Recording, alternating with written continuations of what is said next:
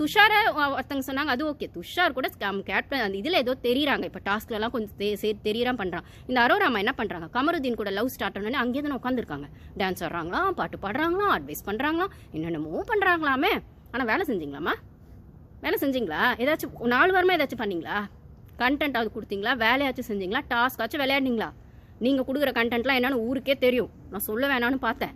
ஒரு பொண்ணு image damage பண்ணுறது எனக்குமே இஷ்டம் கிடையாது. பட் ஆனால் நீங்கள் பண்ணுறது அப்படி தான் இருக்குது. அப்போ அந்த அரோராவை பூசி வச்சுட்டு கலை இந்த பக்கம் வந்துட்டான்னு சொன்னோன்னே கலையும் பூசி வச்சுட்டு மழுப்பிட்டு நீங்கள் எப்படி நீங்கள் திவாகர் இந்த மீம்ஸ் ட்ரால் பார்த்தா கூட தெரியும் அவங்க என்னமோ ஒன்று உள்ளே பண்ணிட்டு இருக்காங்கன்னு. அது எப்படி சாப்பிட்டு தூங்குறாங்கன்னு அப்பட்டமா நீங்கள் சொல்லுவீங்க? அப்போது வாங்குற காசுக்கும் நீங்கள் உண்மையாக இல்லை, சாப்பிட்டும் தூங்கிட்டு இருக்கீங்க. ஆனால் அது ஒத்துக்கிறதுல மட்டும் உங்களுக்கு குத்துது கொடாயுது அப்படின்னு சொன்னால் போட்டு வாங்கினாருல்ல ரம்யாவை சாரு. சரி, இது ஒரு பக்கம் இருக்கட்டும். பாரு ஒரு நறுக்குன்னு ஒரு கேள்வி கேட்டாங்கல்ல, உனக்கு தைரியம் தான் வேற ஆள் யாராவது சொல்லி எங்கள் 2 பேரை விட்டா அப்படின்னா ஏன் நாமினேஷனில் வந்துருவோன்னு பயமாக இருக்கா, அவங்கள பகச்சிக்க பயமாக இருக்கான்ற மாதிரி தான் அந்த கேள்விக்கான அர்த்தம். ஆமாம், அந்த கனி குரூப்பில் 8 ஓட்டு இருக்குது. நான் ஆல்ரெடி எல்லா வீடியோஸ்லையும் நான் இதை பதிவு பண்ணுறேன். 7-8 ஓட்டு இருக்கு அவங்க கையில். அவங்கள பகச்சிக்கிட்டா நாமினேஷனில் வந்துடுவோம், ஒஸ்ட் பர்ஃபார்மரில் வந்துடுவோம். இல்லைனா வந்து வீடே சேர்ந்து நம்மளை கார்னர் பண்ணுவாங்க, நம்மளுக்கு வந்து கொடுக்க வேண்டிய ஃபுட்டு கொடுக்க மாட்டாங்க, இல்லை எல்லாருமா சேர்ந்து டீஸ் பண்ணுவாங்க. இவர் சொன்ன பிரவீன் ராஜ் இருக்காரு பூமர், அவர் சொன்ன மாதிரி தான். அவர் கேப்டன்சி அண்ணன் சொன்னார், யாரோ சொல்கிற வேலையை செய்யல, ரூல்ஸ் ஃபாலோ பண்ணுறேன்னா அவங்க எல்லாத்தையும் நான் அந்த விஷயத்தில் விட்டுட்டு மற்ற எந்த விஷயம் வச்சுன்னா அவங்கள டாஸ்கில் கார்னர் பண்ணுவேன். அப்படி அவன் எஃப்ஜே அடிக்கடி இப்போ 2 நாள் முன்னாடி திவாகருக்கும் எஃப்ஜேக்கும் அந்த சண்டை வந்துச்சு. கனியாக்காவை திவாகர் பேசினது அந்த ஷர்ட்டு கழட்டிட்டு அந்த பஞ்சாயத்தில் கூட எஃப்ஜே சொல்கிறான், இந்த மாதிரி வந்துட்டு நீங்கள் இடம் கொடுக்கறதுனால தான் திவாகரும் அந்த பார்வம் அப்படி இருக்காங்க, அவங்களுக்கு சாப்பாடே போடாதீங்க, யாரும் அவங்ககிட்ட பேசாதீங்க. டேய், நீ யார் லோக்கல் ரவுடி, ராயல் ரவுடி, மாற்றி சொல்லிட்டேன், ராயல் ரவுடி, நீ யார் அவங்களுக்கு சாப்பாடு போட வேணாம்னு சொல்கிறதுக்கு, அவங்ககிட்ட பேச வேணாம்னு சொல்கிறதுக்கு? உனக்கு என்ன உரிமை அந்த வீட்டில் இருக்கோ அவங்களுக்கும் அந்த உரிமை இருக்குது. நீ வெளியில் என்ன வேல்யூ நினச்சிட்டு உள்ளே வந்திருக்கு, அதே ஏதோ ஒரு வேல்யூவோடு தான் அவங்களும் உள்ளே வந்திருக்காங்க. அவங்களுக்கும் அவங்கவுங்க தன்மானம் முக்கியம், அவங்கவுங்களுக்கும் அவங்கவுங்க சுயமரியாதை முக்கியம். நீ யார் அதை சொல்கிறதுக்கு? கனியாக்கா அவங்களுக்கு பெரிய அக்கா வந்தால் அப்பா டக்கராக இருந்தால் வச்சுக்கோங்க, அதுக்குன்னு ஊரில் இருக்க பொண்ணுங்கள்லாம் மட்டம் கிடையாது. உங்களுக்கு எஃப்ஜே பெரிய அப்பா டக்கரு கௌரவம் அப்படின்னா சபரியை நீங்கள் வச்சு பார்த்து பொத்தி பாதுகாத்துக்கோங்க, எஃப்ஜேவையும் சபரியும். கனியாக்காக்கு சொல்கிறேன், ஓகேங்களா? அதுக்குன்னு ஊரில் இருக்க மற்றவங்கலாம் வந்து வேல்யூ விட்டுட்டோ இல்லை அவங்களுக்கான சுயமரியாதையோ விட்டுட்டோ இந்த கேம் ஆட வரல. எல்லாரும் கேம் ஆட வந்திருக்காங்க, அவங்கவுங்களுக்கான வேல்யூ அவங்கவுங்களுக்கானது. அது சரியோ தப்போ அவங்க அதை நம்புறாங்க, அதை நீங்கள் நம்பணும்னு அவசியம் இல்லை.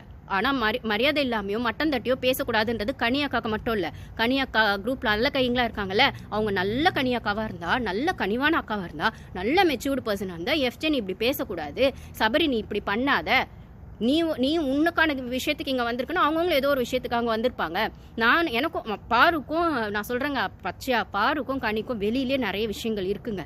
நான் அதை தான் திருப்பி சொல்கிறேன். சபரிக்கும் இருக்குது, எஃப்ஜேக்கும் இருக்குது. இவங்க 3 பேருமே விஜய் டிவி ப்ராடக்ட்ஸ்னும் போது கனியும் அப்பப்போ வந்து பாருவும் வந்து விஜய் டிவி போகிறாங்க வராங்கன்றது இருக்கட்டும், ஆனால் இவங்களாம் பர்மனெண்ட் விஜய் டிவி ப்ராடக்ட்ஸ். இன்னொன்று, கனியோட சிஸ்டர் அவங்க இருக்காங்கல்ல விஜயலட்சுமி, அந்த சர்வைவர் ஷோ, அது இவங்க குக் வித் கோமாளி, அவங்க தங்கச்சி விஜயலட்சுமி சர்வைவரில் பாருவும் போயிருக்காங்க.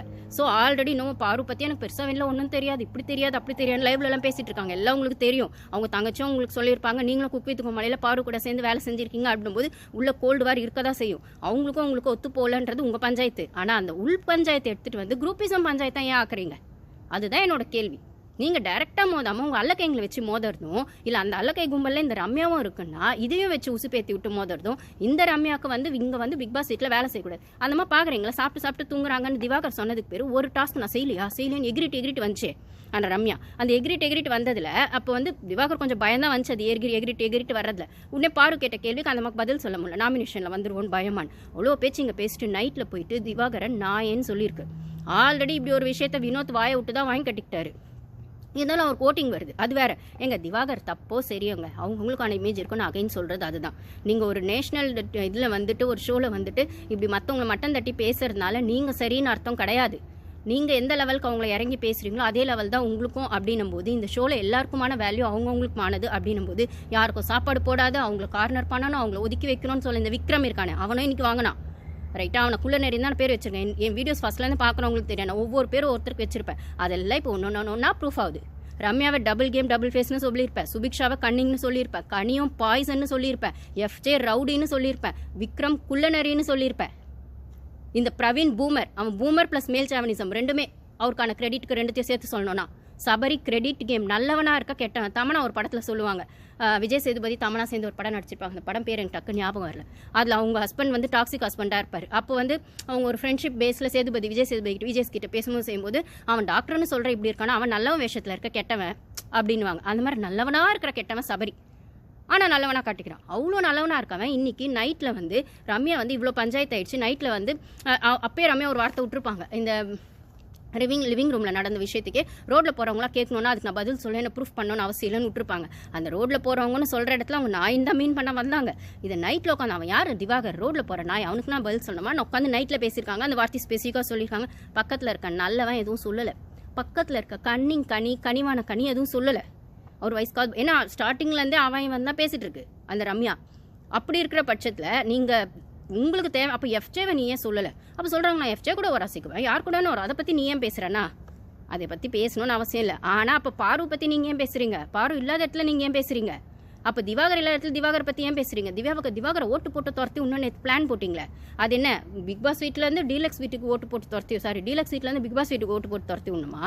இல்லை, அப்போ நீங்கள் எந்த தைரியத்தில் அந்த ஓட்டுன்னு பேசுகிறீங்க?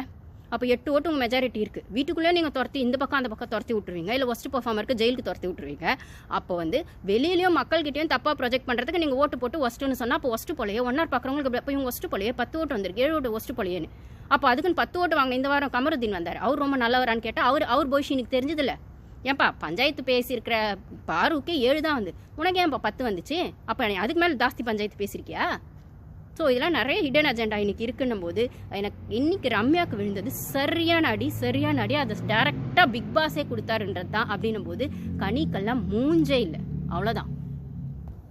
உனக்கு நாமினேஷனில் வராமல் அந்த வீட்டிலேருந்து தப்பிச்சுக்கணும், அதுக்கப்புறம் உனக்கு வந்து வேலையும் செய்யாமல் தப்பிச்சுக்கணும், அதுக்கப்புறம் வந்து சொகுசாக சாப்பாடும் வந்துடணும். அப்படிங்கிற மாதிரி இருக்கிற பட்சத்தில் நீ எல்லாம் ஒரு கேம் ஆட வந்துட்டு பெருசாக வந்துட்டு திவாகர் கிட்ட மட்டும் அந்த ஆள் வந்து சரியாக கேம் ஆடல, கோமாலியாக இருக்கார், ஹீரோ என்னமோ ஒன்று பண்ணிட்டு இருக்காருல்ல, நீ அதை கூட பண்ணாமல் உட்காந்து பெஞ்சை தானே தேய்ச்சிட்டு இருக்க.